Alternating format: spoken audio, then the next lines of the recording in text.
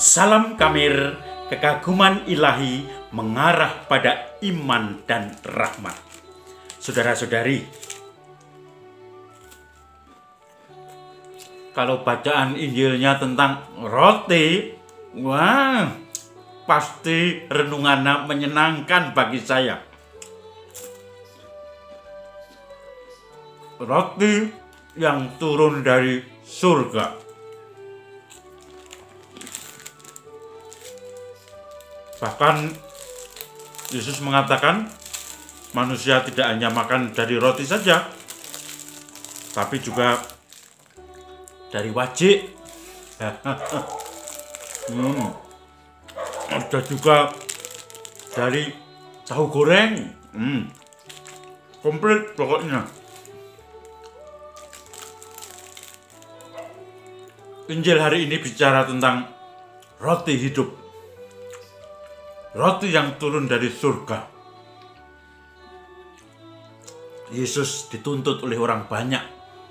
Apa tanda yang telah kau berikan, yang bisa kau berikan bagi kami, bahwa engkau utusan Allah? Kami, nenek moyang kami, telah makan roti yang diberikan Musa di padang gurun, yaitu mana, dan dituliskan, diberikan roti yang turun dari surga, yaitu mana di padang gurun. Tapi Yesus mengatakan, bukan Musa yang memberikan roti, tetapi Bapa-Kulah yang memberikan roti yang turun dari surga. Lalu Yesus juga mengatakan, aku akan memberikan roti dari surga. Orang banyak mengatakan, kalau begitu, berikan kami roti yang turun dari surga. Yesus mengatakan, akulah roti hidup.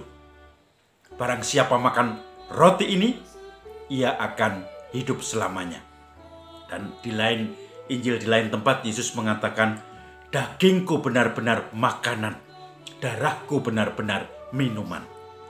Saudara-saudari yang terkasih, ini perbedaan perjamuan antara gereja Katolik dengan gereja lain. Karena gereja Katolik percaya bahwa roti dan anggur yang sudah dikonsekrir menjadi tubuh dan darah Yesus di dalam sakramen Maha Kudus. Kalau gereja lain, roti tetap roti, tetapi perjamuannya mengenangkan perjamuan Kristus. Saudara-saudari yang terkasih, dasar iman kita bahwa roti dan anggur yang diubah menjadi tubuh dan darah Kristus itu adalah salah satunya sabda tentang roti hidup. Akulah roti hidup yang turun dari surga, dan darahku benar-benar minuman, dagingku benar-benar makanan, roti yang bisa dimakan, dan itulah tubuh dan darah Kristus sendiri. Maka saudara-saudari yang terkasih, kalau kita menghayati Ekaristi, maka kita pun akan hanyut di dalamnya, dalam korban, dalam pemberian diri Yesus, darah dan dagingnya kepada kita semua manusia yang ingin diselamatkan. Maka Ekaristi ini menjadi peristiwa yang sangat penting. Dengan adanya COVID, itu seperti iblis yang ingin menghilangkan peran Ekaristi di tengah-tengah umat Yesus sendiri, umat Allah. Di tengah-tengah kita. Kita makin lama makin menikmati misa online. Kita bisa mencari misa dari luar negeri, luar Jawa, luar pulau, luar kota. Tetapi kita tidak pernah mengikuti Ekaristi secara sakramental, hanya online. Yang sakramental adalah yang hadir di gereja. Maka tadi saya mendengarkan masukan dari Monsinyur Anton Subianto dari Uskup Bandung dan Sekjen KWI bahwa iblis sekarang ini bekerja untuk menghilangkan peran Ekaristi, untuk menyamarkan arti atau makna Ekaristi. Kalau kita sudah tidak rindu lagi dengan Ekaristi yang real, tubuh dan darahnya, hanya online dari rumah, maka itu adalah karya iblis. Di beberapa paroki memang belum ada Ekaristi tatap muka melibatkan umat. Di beberapa paroki sudah melibatkan dengan model dijadwal gantian antar mungkin lingkungan, mungkin juga antar pendaftar siapa yang daftar secara online, kemudian dia ikut misa tatap muka. Tetapi di beberapa paroki sudah dibuka lebar misa tatap muka, Ekaristi tatap muka. Nah, ketika kita mendapatkan jatah Ekaristi tatap muka dan semuanya aman dengan protokol kesehatan, dan kita tidak mau lebih memilih misa online, itulah bujukan setan COVID yang membuat kita menjadi malas, menjadi tidak rindu akan Kristus yang mengorbankan dirinya, tidak rindu akan Ekaristi. Dan ini yang akan menjadi bahaya karena kita tidak ikut terlibat dalam perjamuan kurban tubuh dan darah Kristus yang kita santap dalam sakramen Maha Kudus. Maka saudara-saudari yang terkasih, tubuh dan darah Yesus yang saat dalam Injil ini kita kenangkan, itu dalam Ekaristi mempunyai makna yang dalam.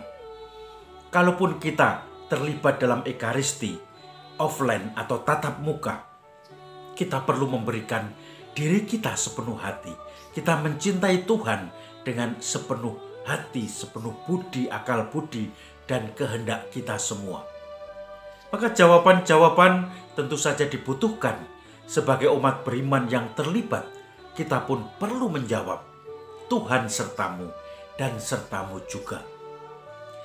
Di Keuskupan Purwokerto ada sekolah Dena Upakara, sekolah di mana untuk saudara-saudari kita tunarungu. Mereka juga tunawicara. Mereka berusaha sekuat tenaga untuk berbicara, untuk kalau Ekaristi menjawab, untuk terlibat di dalam Ekaristi, walaupun dengan kekurangan tunawicara.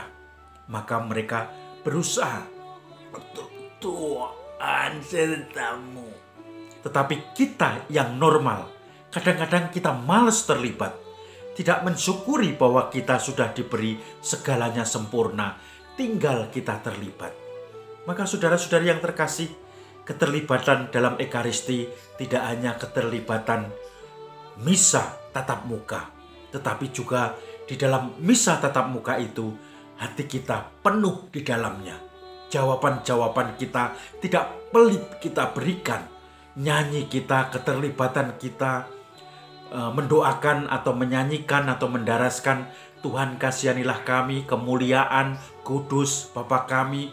Semuanya itu menuntut peran serta kita, peran aktif kita.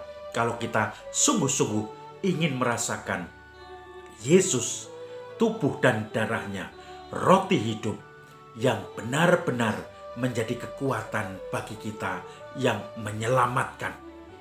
Maka saudara-saudari yang terkasih, mari kita terlibat dalam Ekaristi tidak hanya online tetapi offline, yaitu tatap muka, supaya kita benar-benar merasakan sakramental di dalam Ekaristi, menerima tubuh dan darah Yesus Kristus yang real, dan kita santap benar-benar, sehingga kita mendapatkan keselamatan. Menghormati roti yang turun dari surga itu menjadi kekuatan hidup kita, yang kadang-kadang loyo menjadi penghiburan kita, yang kadang-kadang berada dalam kesedihan dan duka, dan akhirnya kita pun bisa bersatu dengan Tuhan Yesus dalam sakramen Maha Kudus. Salam Kamir, kekaguman ilahi mengarah pada iman dan rahmat.